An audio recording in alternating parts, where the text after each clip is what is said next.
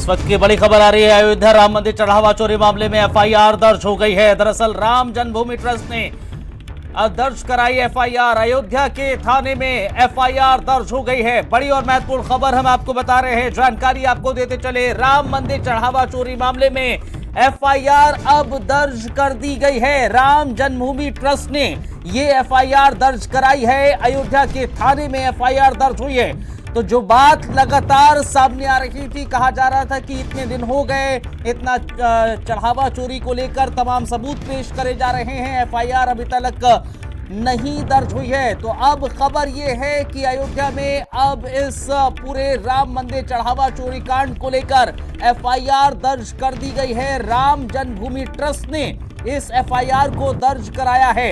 अयोध्या के थाने में यह एफआईआर दर्ज हुई है तो निश्चित तौर पर अब शिकंजा उन सब पर कसता हुआ नजर आएगा जो शक के घेरे में इस समय नजर आ रहे हैं या शक के घेरे में हैं। तो बड़ी और महत्वपूर्ण खबर हम आपको बताते चले, जानकारी आपको देते चले। अयोध्या के थाने में एफआईआर दर्ज हो गई। अब से कुछ देर पहले ही राम मंदिर चढ़ावा चोरी मामले को लेकर एफआईआर को दर्ज कराया गया है। दरअसल ट्रस्ट ने ये एफआईआर दर्ज कराई है। राम जन्मभूमि ट्रस्ट ने ही इस एफआईआर को दर्ज कराया है। अयोध्या थाने में एफआईआर दर्ज की गई है। महत्वपूर्ण खबर हम आपको बताते चले, जानकारी आपको देते चल रहे हैं। और क्योंकि लगातार कहा जा रहा था, आज संजय सिंह ने भी तमाम सबूत पेश करे। संजय सिंह से जब भारत समाचार ने भी बातचीत करी थी तो भी वो इस बात का जिक्र कर रहे थे कि एफआईआर तो अभी तक दर्ज हुई नहीं है। इतना पूरा मामला सामने आता रहा है, तमाम सीसीटीवी फुटेज सामने आ रहे हैं, तमाम सबूत सामने आ रहे हैं, लेकिन एफआईआर क्यों नहीं दर्ज हुई है। तो अब एफआईआर दर्ज हो गई है। अयोध्या के थाने में इस एफआईआर को दर्ज हुआ है, लेकिन इतना वक्त आखिर क्यों लगा है? आखिर इतना वक्त एफआईआर दर्ज होने में क्यों लगा, ये जाहिर तौर पर सवाल है। ये भी सवाल जरूर पूछा जाना चाहिए कि अयोध्या के थाने में जो एफआईआर दर्ज राम मंदिर ट्रस्ट ने कराई है, वो आखिर इतना टाइम कैसे लग गया राम जन्मभूमि ट्रस्ट ने जो कराई है। बहरहाल बड़ी और महत्वपूर्ण जानकारी आपको हम देते चल रहे हैं। जो चढ़ावा कांड था उस पूरे मामले में अब एफआईआर दर्ज हो गई है। नेशनल हेड हमारे वीरेंद्र सिंह सर हमारे साथ जुड़ गए हैं। वीरेंद्र सिंह जी, जाहिर तौर पर बड़ी खबर है, अब एफआईआर दर्ज हो गई है। राम जन्मभूमि ट्रस्ट ने इस एफआईआर को दर्ज कर दिया है। जो सवाल लगातार पूछे जा रहे थे उसका जवाब अब ये है, लेकिन एक सवाल जहन में होगा, इतना टाइम क्यों लग गया? देखिए, एसआईटी ने 3 दिन पहले सरकार को रिपोर्ट सौंपी थी जी, और ये जो एसआईटी गठित हुई थी ये राम जन्मभूमि ट्रस्ट के अनुरोध पर सरकार ने गठित की थी।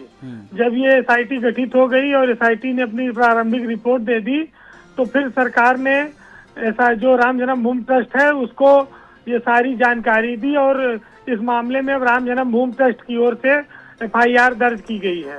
तो जब ट्रस्ट की ओर से एफआईआर दर्ज की गई है तो बहुत साफ है कि इसमें चंपत राय, गोपाल राय, अनिल मिश्रा, ये लोग यही लोग हैं और इन्हीं की इच्छा से, इन्हीं की तहरीर पर ये एफआईआर दर्ज की गई है।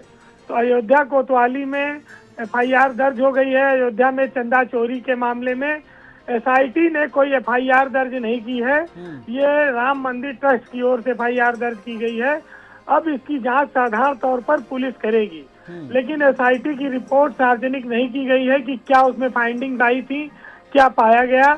अब ये पुलिस बताएगी कि कौन कौन चोरी में शामिल था, सीसीटीवी से लेकर सारी चीजों को अब वो कार्रवाई करेगी।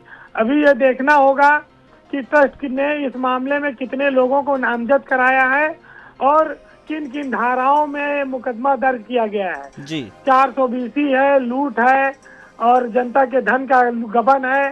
ये धाराएं लगी हैं कि नहीं लगी हैं और इस आधार पर वो मुकदमा गंभीर होगा। 7 साल से कम की सजा वालों में गिरफ्तारी नहीं है। 7 साल से ज्यादा की धाराएं जो गंभीर लगी होंगी उसमें फिर गिरफ्तारियां होंगी जी। अब ये पूरा मामला पुलिस के हाथ में गया है और पुलिस पर अब दारोमदार है कि वो आरोपियों को, जिन्होंने चंदा चोरी किया है, दान पात्र का पैसा चोरी किया है, उनके ऊपर वो कार्रवाई करे, उनकी गिरफ्तारी करे। लेकिन ये सब पूरी चीजें इच्छा शक्ति पर निर्भर करती हैं सरकार के कि सरकार इस पूरे मामले में कितना सख्त रुख अपनाती है। जी, लेकिन एक और चीज है ना कि जो जिन नामों का आपने जिक्र करा था, जो ट्रस्ट के सदस्य रहे हैं, इनफैक्ट हैं भी, अगर ट्रस्ट की तरफ से एफआईआर दर्ज हो रही है और वही सदस्य शक के घेरे में भी आ रहे हैं, तो अब शक के घेरे में कौन आएगा? अब किन पर किस ओर जांच जाएगी? अगर एफआईआर दर्ज हो गई है, एसआईटी ने प्रारंभिक रिपोर्ट पेश करी है, उसके बाद अंतरिम रिपोर्ट भी पेश करनी है, लेकिन अब जांच किस दायरे में जाएगी? देखिए, आपका जो सवाल है ये काफी जायज है और हर कोई इस तरह के सवाल को पूछता है कि जिन पर आरोप है उन लोगों को पद छोड़ देना चाहिए नैतिकता के आधार पर। उन लोगों की ओर से एफआईआर नहीं होनी चाहिए क्योंकि उनके ऊपर भी उंगलियां उठ रही हैं।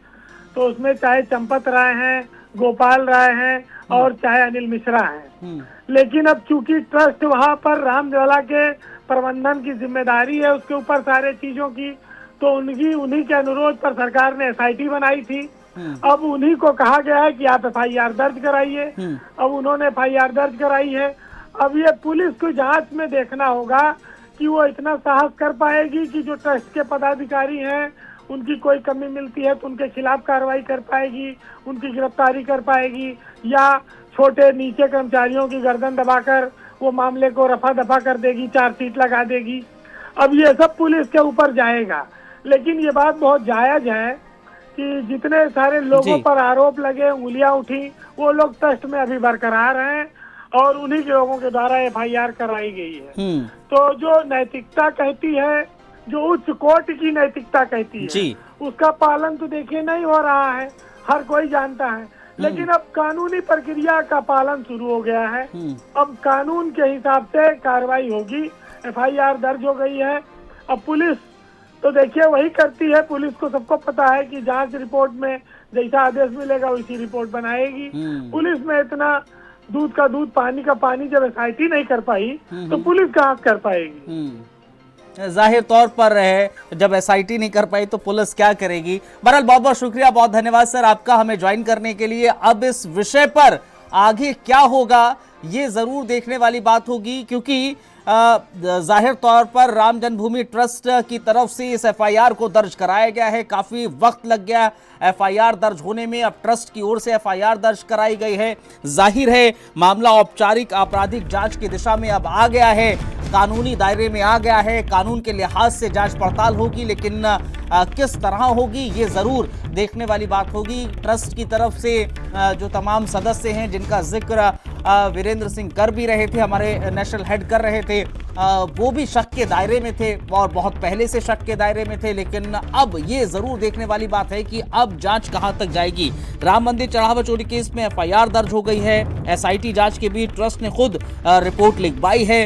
राम मंदिर चढ़ावा चोरी मामले में अब सबसे बड़ा डेवलपमेंट दरअसल यही हुआ है कि एसआईटी जांच के बाद इस प्रकरण में एफआईआर दर्ज करा दी गई है। जानकारी दरअसल ये निकलकर सामने आई है कि श्री राम जन्मभूमि तीर्थ ट्रस्ट जो है उसने अपनी तरफ से इनिशिएट करके ये एफआईआर दर्ज करवाई है, लिखवाई है।